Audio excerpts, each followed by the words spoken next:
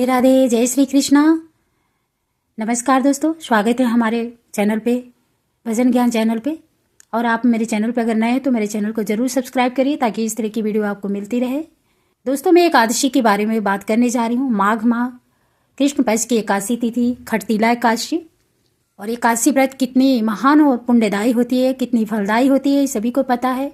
साल में 24 एकादशी पड़ती है और सभी एकादशी की अपनी अपनी विशेषता और महिमा होती है, लेकिन किसी खास महीने में पड़ती है तो उसकी विशेषता और भी बढ़ जाती है।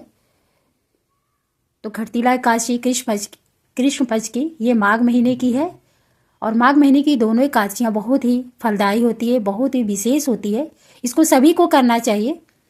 एकादशी तिथि इतनी पुण्यदायी होती है कि सभी पापों को नाश करने वाली होती है। जो हमारे प्रारब्ध के पाप होते हैं, जाने अनजाने में जो भी गलती हुई रहती है, सभी पापों को नाश करती है। एकादशी व्रत सभी को करना चाहिए, चाहे वो बच्चे हो चाहे बूढ़े हो, हर उम्र के लोगों को यह व्रत करना चाहिए। और इस बात का हमेशा ध्यान देना चाहिए कि एकादशी व्रत में बहुत सारे नियम होते हैं।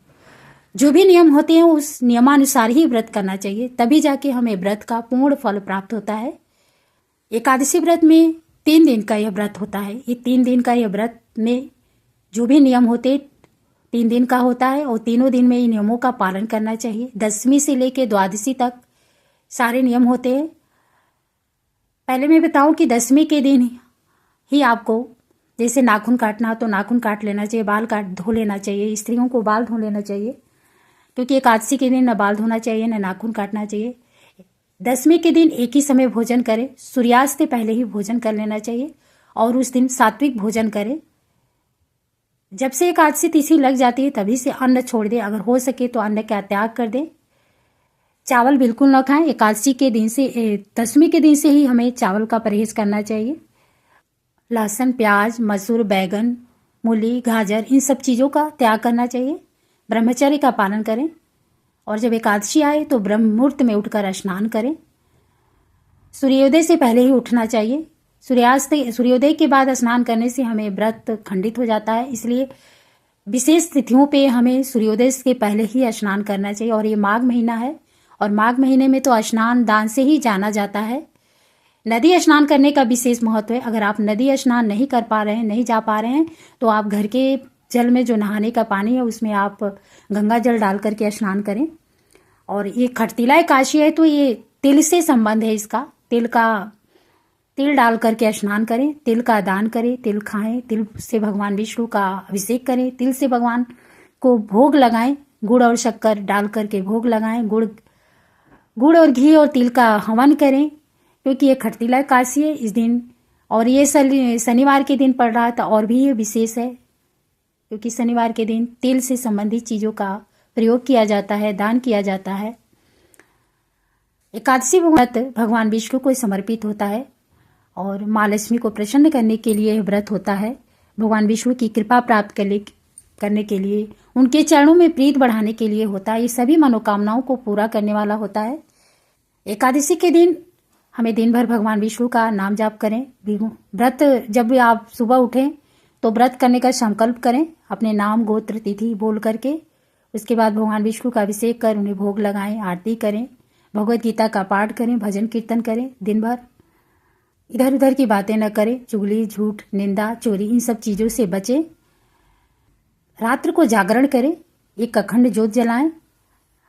वैसे तो जागरण का विशेष महत्व है, लेकिन आप जागरण पूरी रात्र नहीं जग सकते हैं तो 12 बजे तक जरूर जगना चाहिए और एक अखंड ज्योत जला करके छोड़ देना चाहिए। इससे हमें जागरण का पूरा फल प्राप्त होता है अगर हम अखंड ज्योत जला करके छोड़ देते हैं तो। ध्यान दें कि आपको जब व्रत रहे जिस दिन, उस दिन दूसरे के घर का पानी और अन्न नहीं खाना चाहिए, नहीं तो व्रत का पूर्ण फल प्राप्त नहीं होता है। कहा जाता है कि व्रत खंडित भी हो जाता है, तो इसलिए आप ध्यान दें, अपने घर में रहें, अपने घर का ही बनाया हुआ चीज़ खाएं और बार बार न खाएं। जो भी खाएं 1-2 बार आप खाएं, एक बार एक साथ बैठ करके। और नमक का परहेज करना चाहिए, अगर आप हो सके तो नमक का परहेज करें, दिन भर नमक न खाएं। अगर नहीं आपका चल पा रहा है तो शाम को नमक ले लें, लेकिन नमक का परहेज करना चाहिए। बृहस्पतिवार और एकादशी व्रत में नमक का परहेज करना चाहिए। घर में चावल न बनाएं। अगर आप बाकी सदस्य व्रत नहीं रखते हैं तो आप चावल न बनाएं, उस दिन सात्विक भोजन बनाएं। सात्विक भोजन ही करना चाहिए सभी को। और द्वादशी में जैसे एकादशी के दिन सूर्योदय से पहले स्नान करें और द्वादशी का पारण तभी करें जो उसका टाइम दिया हुआ रहता है, उसको जो निर्धारित टाइम होता है उसी के बीच में ही पारण करना चाहिए। जब पारण का समय आए तभी आप पारण करें, तभी आप जल ग्रहण करें और पारण करें तो गंगा जल से, तुलसी जल से ही पारण करें। पारण हमेशा सूर्योदय के बाद ही करना चाहिए, जो समय आए तो उसी के आसपास में ही पारण करना चाहिए। उसके पहले आप बिना नहाए धोए जल न पिए, न चाय पिए। देखिए, हम अगर व्रत कर रहे हैं तो जो व्रत को हम जब नियमानुसार करते हैं तभी जाके उसका हमें फल प्राप्त होता है। इस बात का हमें ध्यान देना चाहिए। अगर हम व्रत कर ही रहे हैं तो उसे अच्छे से करें, नियम से करें। ये जानते हैं कि एकादशी तिथि कब से शुरू लग रही है, कब समाप्त हो रही है, और एकादशी के दिन हम तिल का कैसे प्रयोग करें। ऐसे में अगर आप इस दिन पर तिल का कुछ इस प्रकार इस्तेमाल करते हैं तो इससे आपको भगवान विष्णु के साथ साथ माता लक्ष्मी की भी कृपा प्राप्त हो सकती है। माघ माह की कृष्ण पक्ष की एकादशी तिथि 24 जनवरी 2025 को शाम 7:25 पर शुरू हो रही है और वही एकादशी तिथि का समापन 25 जनवरी को रात 8:31 पर होगा। ऐसे में उदया तिथि के मुताबिक खटतीला एकादशी शनिवार 25 जनवरी को मनाई जाएगी। एकादशी का व्रत जो है 25 जनवरी शनिवार को किया जाएगा। एकादशी के दिन पानी में काले या सफेद तिल डालकर स्नान करना चाहिए। इसी के साथ इस दिन पर गंगा जल में तिल मिलाकर सूर्य को अर्घ्य देना चाहिए। आप सूर्य को अर्घ्य दें तो उसमें तिल मिलाकर, तिल और गुड़ मिलाकर के अर्घ्य दें। इसी के साथ पूजा के दौरान भगवान विष्णु को तिल और शक्कर का भोग लगाएं, तिल या गुड़ का भोग लगाएं। इससे आपको व्रत का दुगना फल प्राप्त होगा, क्योंकि ये खटतीला एकादशी है। तिल से संबंधित चीजों का हमें दान भी करना चाहिए। खटतीला एकादशी के दिन आप तिल के दान कर सकते हैं। ऐसा करने से शनि के अशुभ प्रभाव में भी कमी आएगी, क्योंकि ये शनिवार के दिन पड़ रहा है। इसी के साथ तिल के लड्डू बनाकर गरीब और जरूरतमंद लोगों भी दान कर सकते हैं। ऐसा करने से साधक को पुण्य फलों की प्राप्ति होती है। तिल के दान करने से बहुत सारे पुण्यों की प्राप्ति होती है, मोक्ष की प्राप्ति होती है। इससे हमारे पितर भी प्रसन्न होते हैं, उनको भी मुक्ति मिलती है। साथ ही इससे व्यक्ति का दुख, दरिद्रता और दुर्भाग्य दूर होता है। खटतीला एकादशी के दिन आप अपने भोजन में भी तिल का जरूर प्रयोग करें। नहाने के जल में भी तो डालना ही है, आप खाने में भी तिल का प्रयोग करें। इसके लिए आप तिल के लड्डू, तिल की पट्टी या फिर तिल का गुड़ के साथ सेवन कर सकते हैं। इसमें भी जातक को जीवन में अच्छे परिणाम देखने को मिलेंगे। तो यह है एकादशी तिथि की पूर्ण जानकारी।